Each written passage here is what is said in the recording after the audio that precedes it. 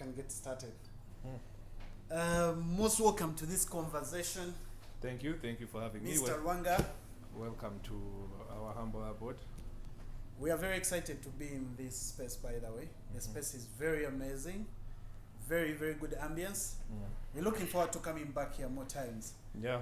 So first and foremost, for our viewers who are watching you right now, they would like to know you. I personally know you a little bit, but not everything. So Yeah. let's give them an opportunity to know you. A brief introduction of yourself. My name is Louis Luanga. I'm an entertainment, media, and sports lawyer. That's my specialty. Licensed to practice here and out there. Currently at Katende Sempebo and Company Advocates, where you are. We are so big on mentorship and the like. That's why we take these opportunities seriously to have information out there and sort of inspire. Yeah, pretty much. I don't really do qualifications, but I'm passionate about entertainment, media, and sports, and the regulation in Uganda, and especially Africa, like on the continent. Yeah, very, very wonderful introduction. Now, first of all, before even we get started deeper into this conversation, your areas of speciality are the real sickness of this country. I don't know True. if you know that. True. Sports, entertainment, music, they all have very big issues that actually have been left behind the doors and not talked about. And I hope this conversation is going to open up something. First and foremost, let me just give you a brief of these stories. Maybe within the conversation, sports icons play a lot of football here and there. Many of them retire empty-handed. Musicians, they do a lot of music, selling, even going abroad, as far as going to Europe, America, and the entire Africa. They retire empty-handed. Artists, drama actors, retire empty-handed to the level that even when they get problems, we have to come together to fundraise. We Yeah. do a lot of car washes. In the rest of the world, people get rich after 4 years of being in the entertainment. Footballers, we read news every day. Premier League, all these other leagues, even the lower leagues in those countries. Uganda has a problem. And this problem is what has actually brought us here to see that we start to seek for solutions for the future generation, but also for those that are already in the industry. So first and foremost, I'm going to ask you a question. In your own opinion, what is the current state of the creatives industry in Uganda and Africa? First of all, thank you so much. You've given the perfect intro to what we are currently facing in the creative media and sports space. Not just in Uganda, East Africa, but partly it's an underlying problem on the continent. Some markets have progressed, while especially Uganda a bit lag behind. And the way you started it, that my specialty has so many problems, it's actually what inspired me to. I saw the need, because of all the things we lack, we don't lack talent. We have some of the best, amazing talent, not just on the continent, but in the world. I say that for a fact. You've seen our athletes. We don't need any more proof that our athletes are talented enough to compete on the world stage. They've won the golds. We've seen our artists, even with a very unregulated, rudimentary industry, be able to surpass that and be recognized by international platforms and win actual awards there. So our problem is not talent. Okay, we have the talent. The problem with the sector, I won't first generalize it because I can't compartmentalize it yet. The problem with the sector is there's absolutely no regulation. Now, I don't want people to mistake this as, oh, government should come and make laws. No. There ought to be laws in place, right? But the industry itself ought to be self-regulating, all right? For us to understand the problems we have in these sectors now, we have to understand our history and why we are like this amidst the vast opportunities, both regionally, internationally, and the like. If you look at the way we take entertainment, we don't take entertainment or sports seriously because as a culture, and I want to philosophize a bit, as a culture, this was so a part of us that it was never seen as something you ought to aspire to. Okay? Because the governments back then focused on education, formal education, and which was very valid, and have some sort of progress towards that regard. Entertainment and sports were left in the background, and anyone who would sort of veer towards that direction was looked at as a rebel to the system, both at a family level, at a cultural level, and at a national level, because the main focus then was we need to get formal education, we need to go to school, you need to learn sciences, you need to do this, you need to do that. I'm saying it at that level, it will make sense later because it's a problem. So this was part of our culture, and the government never really, like we've had traditional dances before, we had people singing, we've had traditional instruments, we've had local sports in every single tribe. There's so much local sports that people have been engaged in for years. In fact, most of the international sports you see, we have sort of versions of it, not just in our Ugandan local tribes, but in Africa. So if you look at it at that conceptual level, in that sort of entertainment took a background, even when there was regulation made, it wasn't serious.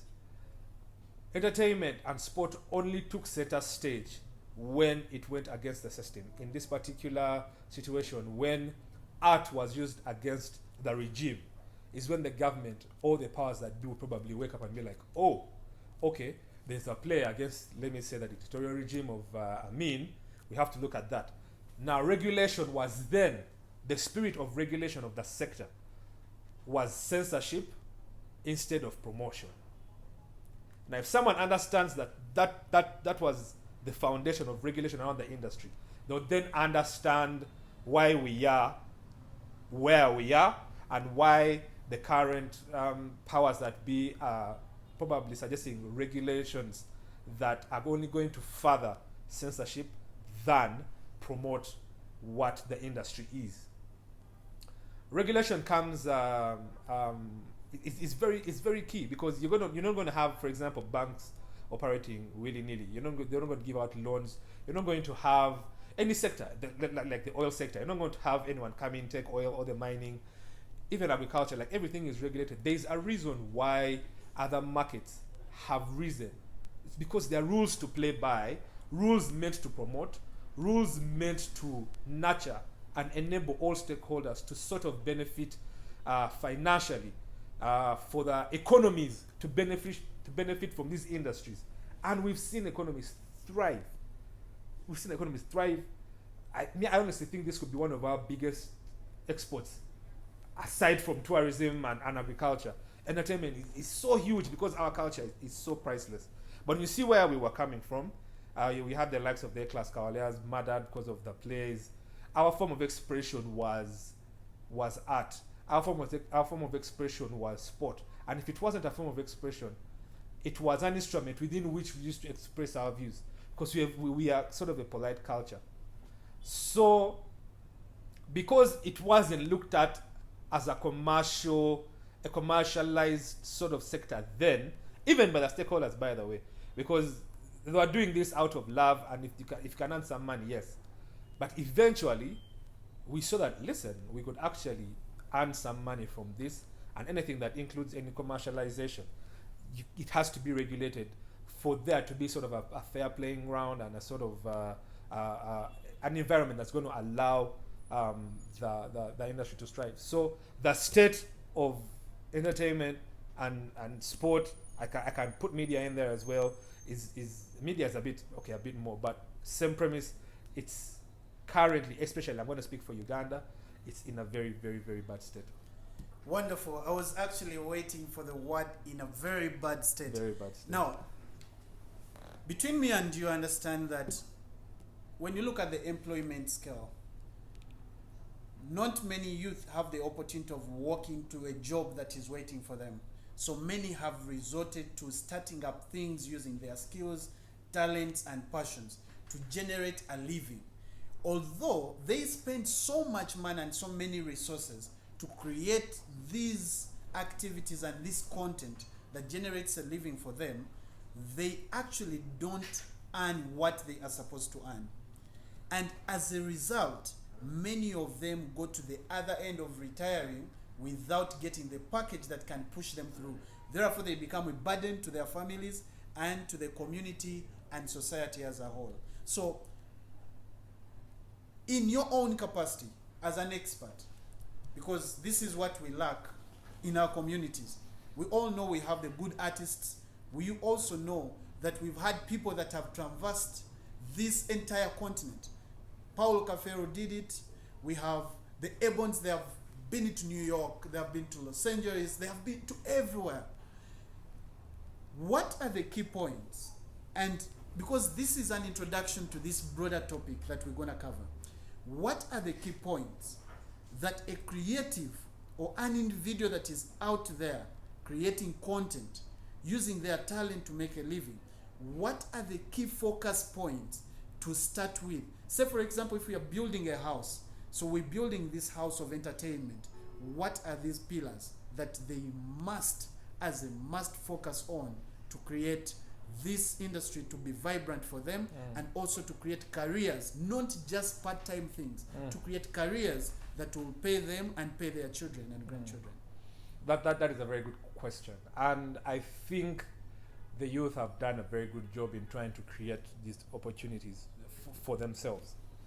Now, the pillars can only be as strong as the foundation on which they are.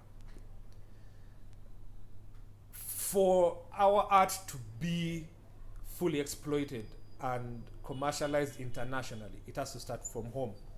Once back home, we are still doing stuff unprofessionally, there is no way, it's going to be harder for us to break through that stratosphere. So for any creative out there, the first thing you should know is like, okay, I'm getting into being an actor. I'm getting into being a musician. I'm getting into being a producer, a writer, or an instrumentalist. And I want to commercialize this. The first thing you should look at is, what way can I do it legally that is going to enable me and financially from my art? Now, the fact that the industry is not regulated is an advantage and a disadvantage. In that now, anyone, you, me, can come up, do a song. There's no standard, and we push it out there, and if you're lucky, we get fans, and we are celebrities. And that is, again, a problem, because there is so much saturation in the industry, it's hard for the real artists to sort of get above that noise. And that can't even start with the government. It has to start with the artists themselves. Let me give an example. Back in the 60s in the US, the government, like our government is currently doing, moved in to sort of regulate the movie industry and the music industry. And again, their premise was censorship. They didn't want some words said on songs. They didn't want some scenes showed. They had to regulate the hours within some videos can be showed because kids would be watching. They wanted some content totally banned and the like. And the stakeholders, the artists themselves, realized the danger in someone from out of the industry coming and saying, don't show this, don't show that. That is strangulation of what creativity is. So the stakeholders themselves, the artists, the writers, created what we call self-regulation. They said, listen, we know how we work best. And we are going to create a sort of standard, a sort of structure that is going to certify what good work is. It's sort of going to classify even our work, that this is work meant for kids, this is work meant for these ages, this is mature work, this is how we are going to roll out, this is how the competitions are going to, this is how we are going to favorably compete in the market in this particular sector. And the government had to back off and create regulation at a federal level, but within the industry, the standards are set by the industry. That is what we need to do. And that has been the problem with especially Uganda. In Uganda, the artists have been going to the government to ask them to enforce a regulation that the government even isn't behind in good faith. Please, let the copyright law, let's earn. But even the government doesn't know what exactly you want. You need to know what you want. Yeah, actually, several times that has been a very big debate in our parliament, where the artists are saying the lawmakers have let us down, and the lawmakers are saying, "Hey, we are saying we already even have some of these laws, Exactly. but implementation Exactly. is what is not happening." Now, there seems to be a gap between what the artists perceive is supposed to be done and what government thinks they need to do to regulate the industry. And I think this is what you're focusing on, saying, hey, internally, let's organize ourselves. Exactly. So that when government comes in, it is just a matter of a few modalities that they need to now bring on, and then the industry prevails. Exactly what I'm saying. You shouldn't be asking the government to do. You should be telling the government what you want. You should be telling the government how the industry should be run. You should be telling the government that the way we work in our industry, this is what we do. And if you tweak this law, if you give us this tax break here, if you sort of protect, if you regulate the copyright law, the distribution of music, and the collection of royalties like this, that's how we shall best benefit from the industry. But if you go to the government and you're saying, oh, please enforce the copyright, it's going to be a stalemate, and it's going to be a stalemate forever. So the issue isn't the government. The issue is the stakeholders themselves. And I'm calling on all the artists, actors, whoever, for them to understand this is what we want. How do we want it to happen? Sort of come up with lobby groups, okay, that are going to lobby for this regulation to happen. Before that happens, they need to do it within themselves. Unfortunately, and this is not just a Ghana problem, but an Africa problem, most of these groups that, let's say, the writers are going to get together, or the musicians are going to get together and get a particular group, they end up, instead being factions. You understand? If you get one group, I guarantee you, if artists got one group as a lobby, let me give you an example. It's easy, I think, for professional. Let me equate it to this. If someone is going to regulate mining, you can't regulate mining without consulting the actual, people on ground doing them. You need to understand it from that level up until the chain process of, up until probably the goal is standardized. Yeah, the activities they exactly. do, will their lives survive as you do what you're doing? Now, the minister in his office in the government, he doesn't know what you go through to come, set up, put this up, make sure everything is right, get the light. He doesn't know that. But he's the one who's calling the shots. You have to go and tell him, this is what I go through. If you provided me with a tripod, I can come up with a camera. That would be a big boost. Do you understand? Yes. I'm sort of trying to relate it to that. You're building blocks where Exactly. there's a support system. So you know the standards of your industry. You know how you can thrive. The same way the professionals have it. The lawyers, you have the Uganda Law Council, there's the medical society. We create our own standards. And if a lawyer, let's say, went astray professionally, the lawyers, as our group, as our body, are going to hold you accountable through our systems. Do you understand? That is what these industry stakeholders need to look at. They're looking at themselves as, again, why I started with the philosophical issue of formal education. They're looking at themselves not as serious, not as professionally as they should. But entertainment alone, at least I think in 2018, was 141.5 billion. That's 0.03 of the service sector to the government. And that is money because it's still largely unregulated. So most of the money, the government isn't even really recognizing or reaping from it because they don't have the tax structures in place. But it contributed way, way, way more than that. So they need to look at this like, oh, we are really serious. Like the Screen Actors Guild, like the Producers Guild, so that you're not going to make a decision against writers, for example, in the US, without the Writers Guild going up in arms. Because they know their business and they know what they're going to ask for. That's what we need here, even before the regulation at the government level. The stakeholders themselves need to say, listen, these are the standards we need. Let's create our own standards. So that by the time we go to the government and we know what we are asking for and we are demanding what we know will work for us.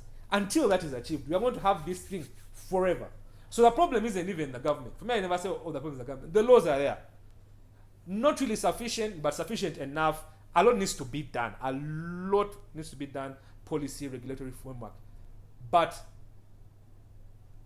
the people that demand them need to know what they're asking for. Right now, I've seen so many, for example, sports people, artists, and the like, go and lobby that speak of parliament. I could ask you right now, comfortably, if you ask those artists, what are you asking for? What do you want? They definitely They don't have know. an absolute goal. They don't know. What they know is that there's a copyright law that protects my music. It's not enough for you to know there's a copyright law that protects. Actually, what I think is, it's like a situation of constructing a very nice house, and then you invite your neighbor, or even who doesn't know what it takes to construct a house, to come and protect you in your house, which is literally not possible. It isn't. And I think it is a situation of the artists looking at, lawmakers as people supposed to protect them, but they don't know what they do. Yeah. So protect. Okay. It's a catch-22, and that's why we need to have some sort of, because the industry has been lagged behind, and there hasn't been some sort of any sort of formal process. We have gotten our way. The industry is what it is now because of the people who are in it. How the industry is run is basically because of how musicians have run it. They come, they figure themselves out, and then that works, and guys, people are like, let's try that out. Or there's a rollout. There are very few now professional people who do it professionally. But most of the things that have become standard came out of trial and error that worked, and then they're like, okay, maybe that should be a standard. That is fine. You can only know how stuff works if you try them out. For you to really use that as a benchmark, you now have to come together and be like, this is what we want. And then the government can be like, okay, this is what you want. Because I guarantee you, the government is not going to see commercial value and not come in. They want the money. They want a wider tax base. They really, really do. So if you just show them that, they'll be more than willing. So where the catch-22 is because the artists don't know, and the government also have their own agendas, the catch-22 is, what do we do now? In come people like me, people who study the sector internationally and regionally, to sensitize the artists on this is how this sector works internationally. This is how they exploit it. This is what, even the self-regulation, we are picking these things from all that see, okay, since we are too late with how this has worked, what can we pick from that industry? What makes UK artists tick? Let's come to Africa. What makes South Africans earn millions of dollars? Okay, what makes them be able to exploit sort of these works to a where they can be commercially successful, where they can have an impact on their community, where they can be ambassadors for their country? Because these artists, these sports people, I don't like the athletes there. Most people know our countries through these people. Just to cut you short, do you know, in the sports industry, I recently discovered that actually sports is taken as a real career after people have retired. Yeah. And that's when we start talking about the people that made Uganda qualify in 1973, all those landmark achievements we've had. We've had Ugandans perform to the level of winning gold medals. Mm-hmm. These people come back to houses that do not even have windows. Yeah. There is a bigger problem, Council, that I want us to touch if we are actually going to be able to sort this issue. How do these people start making money off their works? And what are the major things to enable them make money? Because remember, in other parts of the world, once you make a creative piece of content, it lives forever. When it comes to Uganda, music dies with the composer. The children don't have what to get from their father's career. The wives have nothing to get out of that. So, in a simple conclusion, maybe just hint for us a few things for the people who will be watching this video as we wait for the next segment. What sort of things should they start with to ensure financial backup of their creativity? That's a very good question. And I mean, first things first, we have the laws. The laws are there. But you lawyers are expensive. that is a very true and very valid argument. Yes, But you when can everybody only- says you're expensive, they can't afford you. Yeah, which is very true and a very valid argument. However, access to benefit from these laws, especially copyright, sometimes you don't even need a lawyer. The government has services that are there, ready for you to go and register your copyright. You understand? So lawyers, yes, are expensive, but they are a necessary evil. It's like saying doctors are expensive. And ultimately, I still need a doctor. What people ought to know for sports, sports is, especially in the country, it is the particulars of it are quite different because they involve a lot of corruption and exploitation of these sports people. Because I honestly believe the government has tried. It's not doing enough. That's the truth. But even some of the resources, the small resources they allocate are not really used. So there's a lot of mismanagement in sports. And because it's an informal sector, most people that do sports don't know enough to exploit their image and sponsorships. And that's something we shall get into in those series. But first things first, if I'm a creative, if I am a sports person, consult. Okay?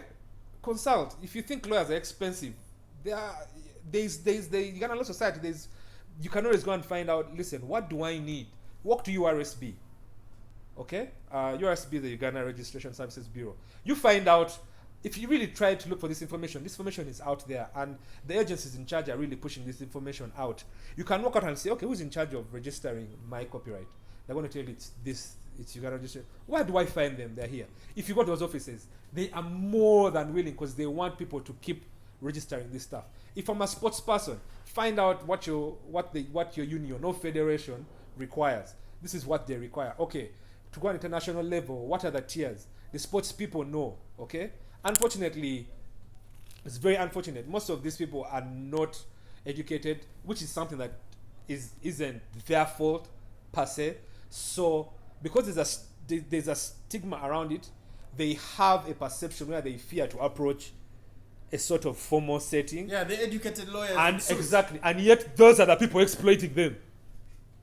The formal structure is what is exploiting the industry most.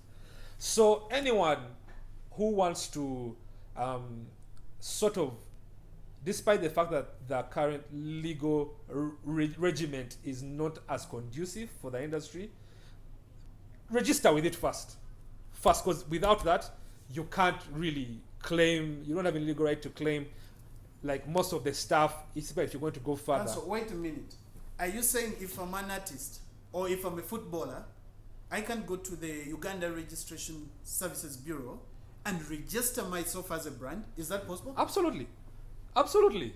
Yes, that's what we've been preaching. If I'm an artist and I have my music, first of all, any work is already protected by copyright.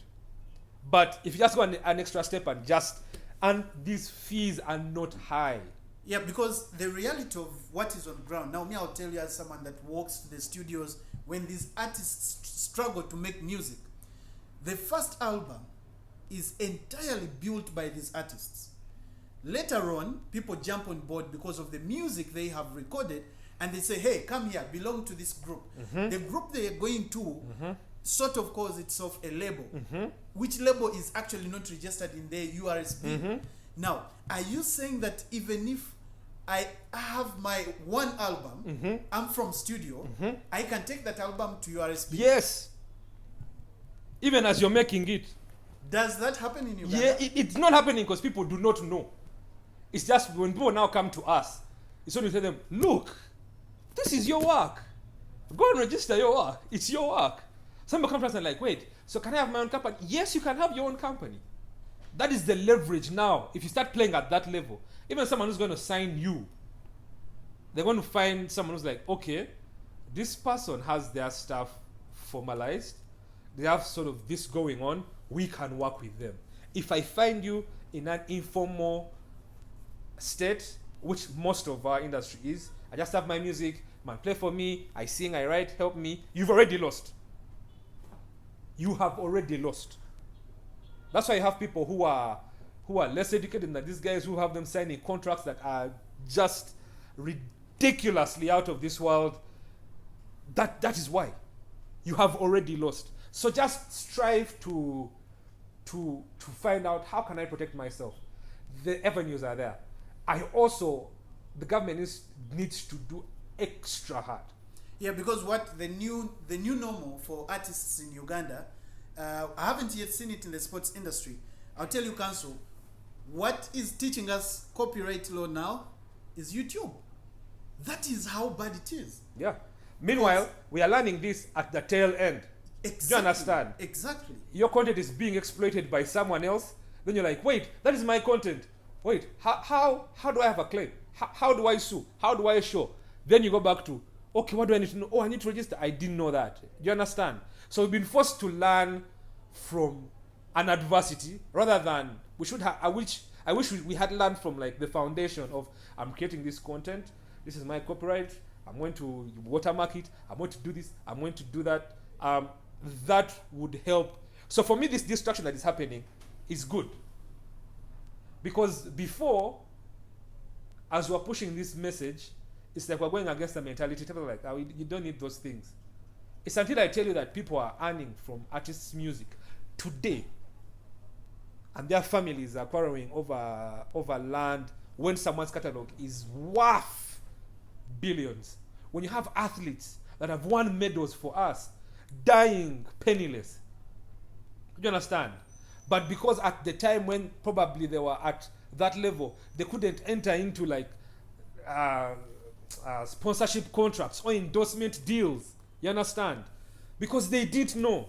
Now you know that you are a brand, or at least you ought to be a brand. And as a brand, how are you going to exploit your art? It starts with ownership. The best proof of ownership is registration. And we are going to talk a lot more about this. But once we understand sort of where we come from, and that's why I really went into detail, it's sort of going to show you where we are, why we are where we are, and why we are losing out. And also understand why it's not some of the stakeholders' fault that we are losing out. They do not know. Why the regulators, you also can't blame them much, because they do not know. They also have their own agendas. So we sort of need to come together and see what works for Uganda. What can we do that is going to sort of promote and enable us to make these industries commercially viable for everyone, and because ultimately the nation is going to benefit. Once we do that, then we shall be able to address all these. It's not, the talent is there. Then we shall have artists. Now you have what do they call them? Other artists coming in and you're paying them tens of thousands of dollars, flying them in private jets to entertain Ugandans. Why is it that their music is penetrating? Why are they playing at that level? Why isn't a few artists are doing it now, but why aren't most of our artists that we know are better than those people not being that commercially viable out there? Why is it that we have some of the best footballers, some of the best runners, some of the best athletes in all aspects, and they don't have like endorsement deals with Nike and Adidas, and these guys have won medals and everyone knows them? Why don't we create a sort of market or a sort of industry that is going to promote them enough to reach that level where they're going to have a leverage with those brands? And we can do it. Fantastic discussion, Council. This has been part one for some of you that are watching this segment. This has been part one of this entire series that we're going to look at. Our industry has a lot of things that are hurting, and I think it is time that we came out to make sure that we work on it. And Council, I want to thank you so much for this opportunity. Anytime. This is going to go a long way in shaping the industry, and we also want to request that maybe in the near future we can also be able to walk to URSB and meet the particular individuals that these artists can walk up to them and register their works even before they get the labels they belong to. That would be the best thing. And thank you too for giving this, because the most important thing is information out there. So I encourage whoever is watching this, ask questions, keep wondering, research, look at what ought to be done, hold the people that are in power accountable, hold your artists accountable as well. Like, I hope this creates a conversation that will eventually benefit everyone. Definitely. Thank you so much, sir. You're very welcome.